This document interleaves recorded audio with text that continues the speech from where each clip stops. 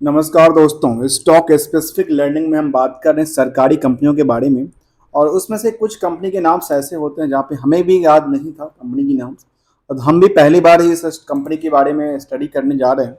Company का नाम है Hemis fair properties India limited. Government of India under taking है। इस कंपनी के बारे में पहले जानेंगे आखिर क्या है, और स्टॉक मार्केट में लिस्टेड है। लिस्टेड के क्रम में देखा जाए तो नियरली 2% के आसपास आज के ट्रेडिंग सेशन में इसमें उछाल देखने को मिला। और इसी के बेसिस पे इसका टेक्निकल चार्ट की ग्राफ की तरफ देखें तो ग्राफ नज़र आता है। जिस स्टॉक्स में गिरावट थी वो एक चढ़ती हुई क्रम्स में देखने को मिलती है। और इसका पहले जो इसका जो कि ट्रेंड बनता था वो ट्रेंड बड़ा अच्छा बनता था, और ये हमेशा ट्रेंड इसका अपर साइड के लिए जाती थी। फिलहाल यहाँ पे थोड़ा सा मोमेंटल चेंज हुआ था। पहले हम कंपनी के बारे में जानते किसी किसी भी कंपनी में को जानने के लिए उसके वेबसाइट्स पे हम देखते हैं क्या करती है कंपनी, क्या क्या बिजनेस करती है, क्या क्या मार्केट एक्सपेक्टेशंस हैं, क्या क्या पोटेंशियल्स है बिजनेस के प्रति। इसके क्रम में देखने को आती है जो कंपनी नाम तो इसका प्रॉपर्टीज लिमिटेड है, इंडिया लिमिटेड। पहले जानते हैं कंपनी के बारे में क्या कहती है, कंपनी ओवरव्यू क्या कहती है। इसके वेबसाइट पर तो काफ़ी सारा वो चलती है, अट्रैक्टिव इमेजेस चलती है। ओवरव्यू में कुछ आ नहीं रहा है इसके ऊपर। बिजनेस एंड सर्विसेज की हम देखेंगे तो बिजनेस में कुछ न कुछ डेटा निकल के आएगा। कहते हैं बिजनेस एंड सर्विसेज में कहते हैं the company was form the part of the disinvestment. और ये गवर्नमेंट का डिस इन्वेस्टमेंट किया था। और कंपनी डिस इन्वेस्टमेंट कर गवर्नमेंट क्यों करती है? क्योंकि उनको पैसे की चाहिए एक्सपेक्टेशन एक्सपेंडिचर के लिए। तो वो क्या करते हैं, वो अपनी शेयर्स को मार्केट में बेचेंगे। बाकी गवर्नमेंट क्या, सभी कंपनी ऐसे ही करती है। तो included in the government of India respect of the holding in the VSPNL। इसके बाद देखा जाए तो Tata communication limited in the, ये कहती है कुछ और कहती है स्टवेल VSNL currently known as the Tata communications limited. ये कंपनी है जो government of India respect of the holding the स्टवायर्स करती है। 2002 में government of India conduct this investment exercise in the respect of the 25% of its stake in the equity share capital. और ये 25 capital दो क्या करती है VSNL के पास। Whenever the term of the bids of the disinvestment recorded the separate value of the asset the ascribed to land ascribed to land। मैं यहाँ पे आके फोकस करता हूँ, ठीक है। ascribed of land to retained with VSNL and to exclude the value of certain surplus land। फिर बात करते हैं लैंड की। Surplus land helded by VSNL। कहती है पेनाटन was the successful bidder in the disinvestment process and the subsequently entered into the VSNL SPA and the VSNL HSA। ये कुछ कंपनियां के नाम से जिनके साथ ये एक तरह से जो डिसइन्वेस्टमेंट किए थे। बेसिकली इन्होंने लैंड का डिसइन्वेस्टमेंट किया था। और लैंड एरिया की बात करूं तो क्या कहती है, the surplus lands are the required for the demerger and the separate entity that currently on or have the excess of the 740 acres of lands transferred to our company in term of the scheme of amalgamation के हिसाब से कामकाज करती निकल के आती थी। मतलब मर्जर और अमलगमेशन का काम भी हुआ था इसके अंदर। एरिया ऑफ ऑपरेशंस क्या है इस कंपनी के बारे में? एरिया ऑफ ऑपरेशन के लिए कहते हैं to collect and settle revenue, rental, lease, charge and such other charges as may be the payable by any entity against. इसका मतलब क्या था? ये अपनी इनकी लैंड को उन्होंने क्या किया, लैंड को उन्होंने ट्रांसफर किया, डिसइन्वेस्टमेंट किया। और उस कंपनी के बारे में और कहती है the carry of the business of the developing holding owning leadings and the licensing real estates and properties. और रियल एस्टेट की कंपनियां हैं। अब यहाँ पे भाई मैं बात करूंगा गवर्नमेंट की रियल एस्टेट की कंपनी की चर्चा करूंगा तो उसका नाम क्या निकल के आता है?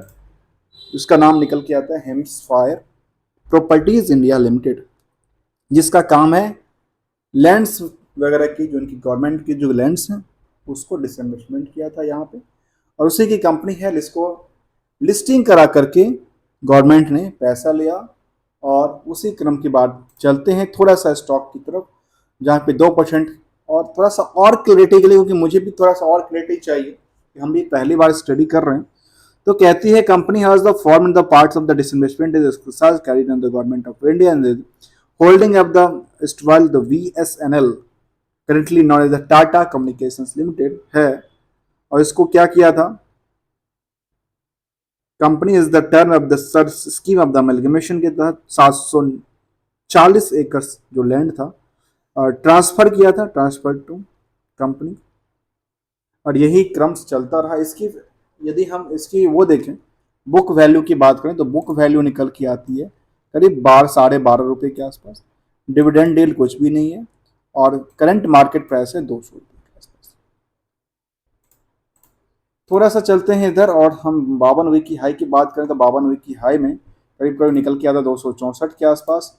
लो की बात करेंगे तो निकल के आती है नियरली 100 रुपये के आसपास, अर्थात 100 रुपये से लेकर के ये 264 तक का जो सफ़र है वो देखा जाए तो 2 पॉइंट कितना होता है 64% होती है, वो आसपास निकल के आती है 2.464x के हिसाब से।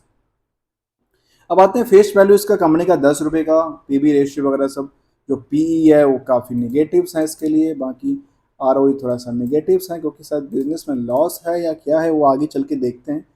हम अभी आपको यही कह सकते हैं लॉस है या प्रॉफिट्स हैं। डाइवर्सिफाइड कॉमर्शियल सर्विसेज प्रोवाइड करती है, बीएसई की स्मॉल कैप में है और गवर्नमेंट की कंपनियां हैं। आगे क्या कहती है कंपनी के बारे में, तो कंपनी के बारे में अभी फ़िलहाल ये कंपनी यदि हम शेयर होल्डिंग को चेक करें तो क्या निकल के आती है, तो शेयर होल्डिंग में अभी के टाइम में भी क्या निकल के आती है, प्रेसिडेंट ऑफ इंडिया के पास ही कंपनी है। जैसे चार्ट को हम देख रहे हैं तो चार्ट में जैसे कि कंपनी के चार्ट में ये देखने को मिलती है कि स्टॉक में एक रैली देखने को मिलती है हमेशा। रैली का मतलब ये था जो इसमें एक एवरेज प्राइस के आसपास रिसेंटली आया था, जो कि अभी मैंने पिछले हफ्ते में जो कि अपनी स्टडी में कहा था, तो मार्केट एक लेवल पे आने दीजिए फिर मौका मिलेगा सबके लिए जहाँ पे आपकी पोर्टफोलियो इंक्रीज हो सकती है, वैल्यूएशन इंक्रीज हो सकती है। ऐसे 5 दिन के चार्ट, 1 महीने के चार्ट और यहाँ पे जिस हिसाब से मार्केट गिरा था उस हिसाब से उसी के आसपास आ गया। 3 महीने के चार्ट और 6 महीने के चार्ट दर्शाते हैं। अब यहाँ पे चलते हैं इसकी जो कि लेटेस्ट अपडेट में इस कंपनी के बारे में, तो ये निकल के आती है जो लेटेस्ट अपडेट में इसमें जून में कोई अपडेट नहीं दिख रहा है। न्यूज़ पेपर पब्लिकेशन उसने 31/5 को दिया था, पिछला 10-12 दिन से कोई भी जून में कोई अपडेट नहीं आया। कॉर्पोरेट एक्शन में कोई कंपनी का कुछ कॉर्पोरेट एक्शन है नहीं, डिविडेंड का कुछ पार्ट नहीं है। अब मार्च तक के डेटा को बात करते हैं। अब कंपनी में मार्च तक इस डेटा को बात करें तो रिवेन्यू इनका सेम है, कोई चेंज नहीं हुआ। जहाँ तक प्रॉफिट की बात तो लॉस करीब करीब 2 करोड़ वो 4.5 करोड़ हो जाती है। इसकी वजह से ये सभी की सभी चीज़ें जो वो इमोटल चेंज हो जाती हैं। अब इसके बाद कुछ और चीज़ें को देखें, खंगालें, तो खंगालने के बाद क्या मिलता है, जो कंपनी ओवरऑल कुछ करती नहीं है, सेल्स कुछ है नहीं, जो थी वैसे ही पड़ी हुई है, लेकिन एक्सपेंसेस इनके पास बढ़ती जा रही है। एक्सपेंसेस क्यों बढ़ी है यहाँ पे ये पता नहीं, क्योंकि 7 करोड़ के आसपास मार्च में आया। इससे पहले इसका एक्सपेंसेस उसी के आसपास हुआ करता था, फिलहाल यहाँ पे 7 करोड़ एक्सपेंसेस बढ़ गया, जिसकी वजह से ऑपरेटिंग प्रॉफिट मार्जिन क्या हुआ, चेंज हुआ। इसके बाद देखा जाए तो इसके नेट लॉस में देखा जाए क्वार्टरली बेसिस पे तो करीब 4.5 करोड़ के आसपास का नेट लॉस दिखता है। पहले भी कंपनी में हमेशा लॉस ही लॉस, लॉस ही लॉस देखते आ रही है।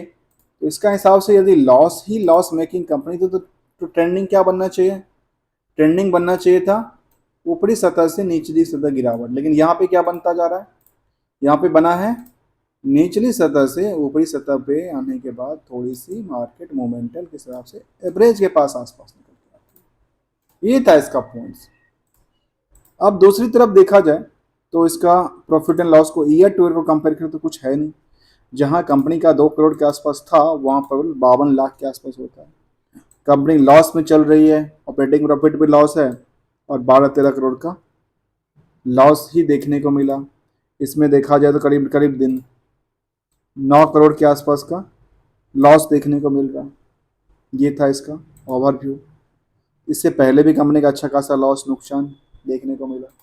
अब गवर्नमेंट की भी ऐसी कुछ कंपनियां किस मिनिस्ट्री के अंदर आती है वो देखने वाली बात है, और वो मिनिस्ट्री इसके ऊपर काम क्यों नहीं करती है, क्या करती है, उसकी क्या ऐसी एक्सपेक्टेशन है जो मार्केट से शेयर बेच के फिर स्टॉक की रेट घटती है, लेकिन उसकी फंडामेंटल्स घटती है, लेकिन क्या है, स्टॉक परफॉर्मेंस बढ़ती है।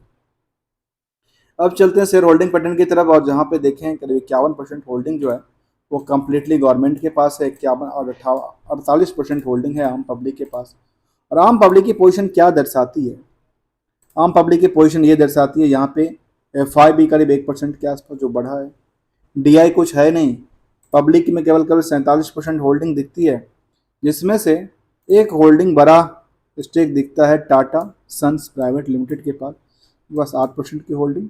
दूसरा दिखता है पेंटागन्स, और यही मैंने कहा था वहाँ पे जो इसके स्टडी में, इन दोनों के पास ना शेयर गया था इस डिस इन्वेस्टमेंट के तौर पे, और ये रहा निकला 8%, 10%। बताओ, ये दो बड़े प्रमोटर्स यहाँ बैठे हैं, और इनके पास कंपनी में काम रोजगार क्या था वो पता ही चला। इनके पास लैंड थी, लैंड को उन्होंने डिसइन्वेस्टमेंट कर दिया, जिसपे बाकी जो कंपनियां हैं वो कामकाज करती नजर आती हैं। अब यहाँ पे चेयरमैन मैनेजर डायरेक्टर्स हैं मिनिस्ट्री ऑफ, अच्छा ये ministry of housing and urban development के अंदर आती है, ये मुझे पता नहीं था, हाउसिंग एंड अर्बन अफेयर के अंदर आती है। तो ये अब जो नया मिनिस्टर बना है उनका क्या एक्सपेक्टेशन होगा, हम उसके ऊपर देखेंगे।